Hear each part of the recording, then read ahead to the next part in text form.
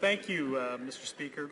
So today I rise to speak on Bill C-76, an act that, among other things, will make changes to the way political parties, election candidates, and third parties can spend money both before and during elections. And so spending limits on candidates and parties for election is not new. These have been around for decades. Contribution limits are a little bit more recent. Many Canadians remember the days when political fundraising was wide open. There was a time when political parties could hold a dinner in Toronto, and banks and law firms and lobbyists could buy tables at $10,000 a pop and pay for them with company money, perhaps even deduct the cost as a business expense, which it is, rather than as a political contribution. But eventually successive governments changed the rules to diffuse political financial support away from Bay Street and toward individual Canadians, more typically motivated by personal conviction, as it should be, rather than by self-interest. It was the Chrétien government that brought in the first contribution limits, and with the Accountability Act, though, of 2006, Prime Minister Stephen Harper reduced the limit to $1,500 per person, banned contributions from corporations, unions, and charities. Later, he also got rid of the per-vote subsidy, recognizing that paying political parties for each vote rigs the system in favor of perpetuating the winner. So, and another thing Prime Minister Harper did was he told his cabinet that he wouldn't tolerate fundraising by his ministers from stakeholder groups that had dealings with their own the stakeholders from their own departments. So in other words, he wouldn't tolerate cash for access fundraising.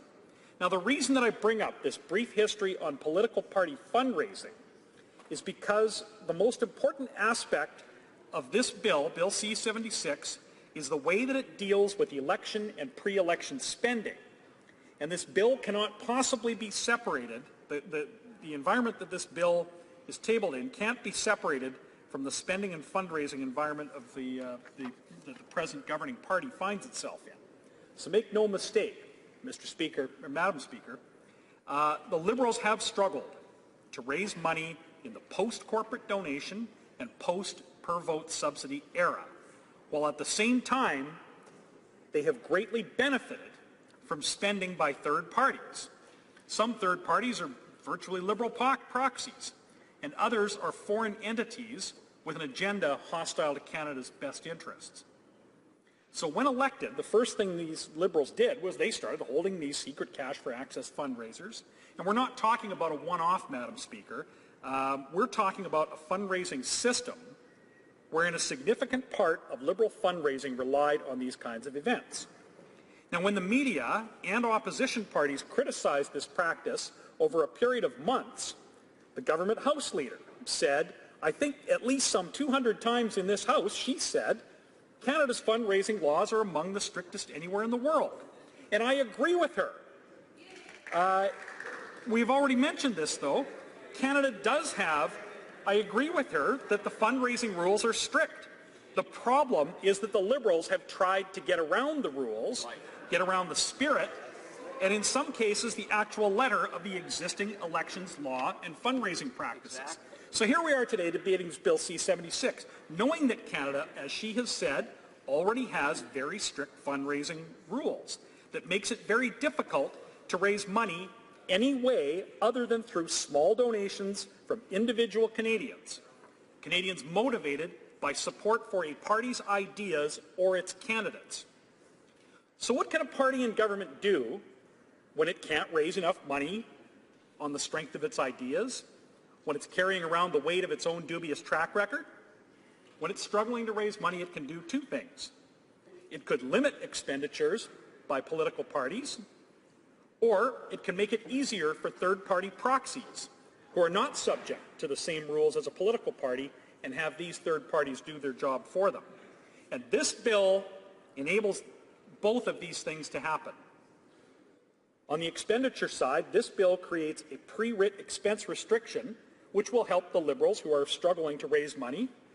At the same time, this bill allows registered third parties a similar cap during the writ period, the pre-writ period, but then it nearly doubles the amount that these third parties can spend during the writ period itself while doing nothing, absolutely zero, to address the broader issue of how foreign funding of registered third parties distorts our democracy.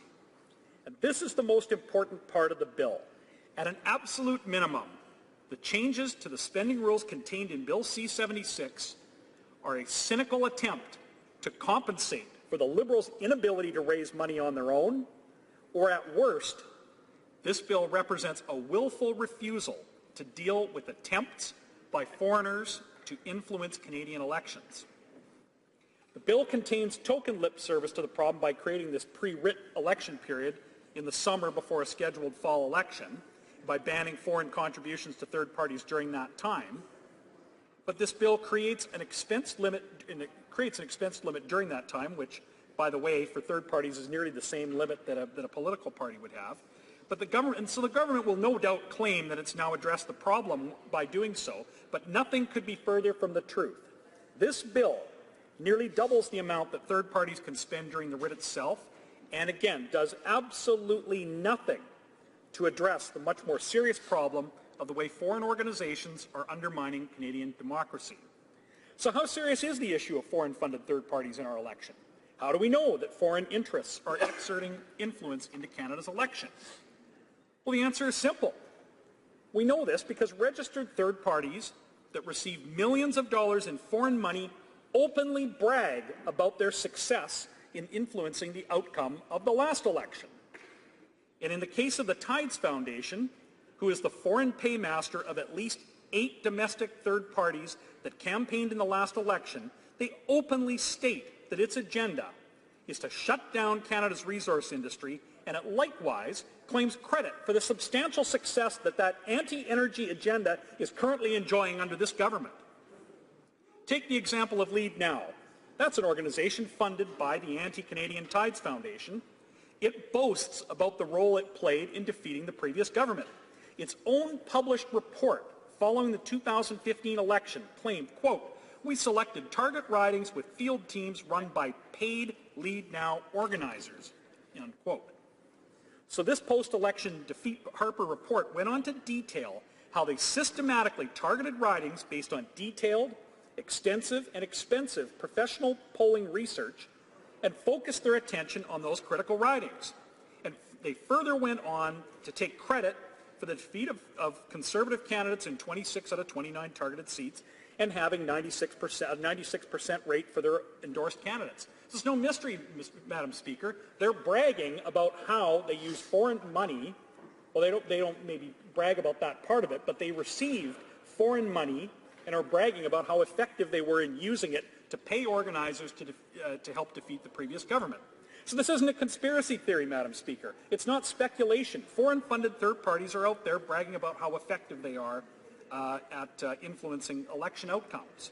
So if this government agrees that such interference is a problem, or if they are in any way uncomfortable with the prospect of foreign money compromising the integrity of Canadian elections, they should have used the opportunity before them to actually engage in meaningful reform for how third parties engage with the public during and also between elections. This government could have, for example, made registered third parties subject to audit between elections. They could have banned foreign contributions altogether by making it an offense for a third party that participates in an election campaign to receive money between elections, instead of simply during this summer pre-writ period. They could prevent third parties from colluding to defeat the intent of the law. They could reduce instead of increase the limit on third parties during the writ period. But Madam Speaker, the Liberals chose not to do any of these things because these Liberals have proven over and over again how much they prefer a rigged game when it comes to elections. They're the same Liberals that wasted enormous energy on their absurd electoral reform program, which actually they used to suck in various activist groups like Lead Now and Fair Vote Canada, some union groups, Council of Canadians. They used that issue to gain support from these third parties and then did absolutely nothing to follow through on their promise. These are the same Liberals that relied on secret cash for access fundraising until they were caught. The same Liberals who tried to eliminate opposition tools through standing order changes. The same Liberals that are trying to give themselves a $7 billion slush fund through their so-called estimates reform. And these same Liberals are trying now to compensate for their failure to raise money through this bill. Thank you, Madam Speaker. Questions and comments? Questions et commentaires. The honourable member for Kingston and the Islands. Thank you very much, Madam Speaker. And you know, Madam Speaker, I think that the debate that we just heard really underscores why this legislation is so important. You know, this discussion has turned into a, hey, look, my wallet is bigger than your wallet, so therefore you want something, and I'm going to fight against you to get that. When really that's what we should be fighting against, is getting the money out of politics. And you know, Madam Speaker, to that end, I personally, speaking as an individual, tend to agree with some of the stuff that I've heard from the NDP today about the per-vote subsidy and about taking money out of politics. Because as long as we keep the money in politics, Madam Speaker, like this, we're going to continue to hear this rhetoric about my wallet is so much bigger than your wallet, and therefore I'm going to be able to do this to you during the election, and it doesn't serve Canadians to do that, Madam Speaker. The honourable member for Calgary Rocky Ridge.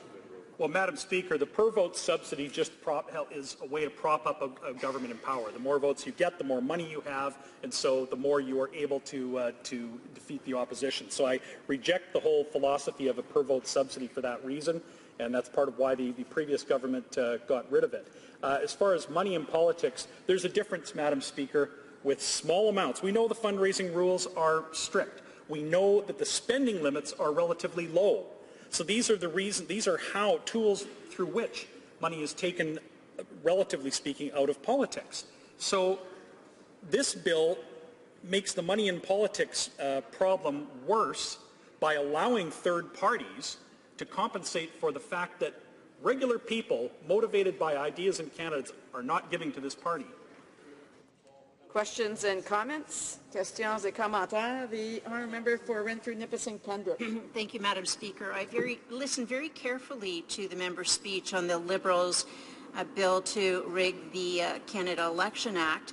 And I heard him talk about foreign entities, be they foreign companies or foreign governments, and how they try to influence our elections by sending money to a particular party or in favor of a particular party. I'd like to know what or how could the foreign companies or foreign countries stand to benefit from donating money towards a particular party through their circuitous means, and also how this could affect the everyday average Canadian worker. The honourable member for Calgary Rocky Ridge. Well, in my riding, I've seen firsthand the effects of the damage that has happened to our resource sector through all of the unemployed energy workers, and you have to look at this. So we have groups like the Tides Foundation that want to keep energy resources in the ground. So we have an environmental movement that has an interest in shutting down our industries and seeing our workers thrown out of work. But you know who else benefits from our oil not getting to market and perhaps staying in the ground? Our foreign energy companies as well. And so it's almost like a potentially an unholy alliance of environmentalists and industry that both want to shut down the Canadian oil industry. And by funding foreign third parties to help elect a government like this, they've got exactly what they had hoped for. Question. We have time for a brief question. The Honourable Parliamentary Secretary to the Minister of International Affairs. Trade. International Trade. Thank you very much, Madam Speaker. I'd like to ask my honourable colleague how he can possibly defend the so-called Fair Elections Act, which did its best to disenfranchise disabled people, young people, Canadians living abroad, and the strong and swift reaction that we heard from Canadians from coast to coast to coast. Answer from the member from Calgary Rocky Ridge. Briefly, I'll begin by, I hope that she listened to my speech and found that in my speech I really felt very strongly about the financial aspects of this bill. But I also think that I really have to, I guess, reject the premise of her question that the bill, as from the previous government, did any of the things that she has described.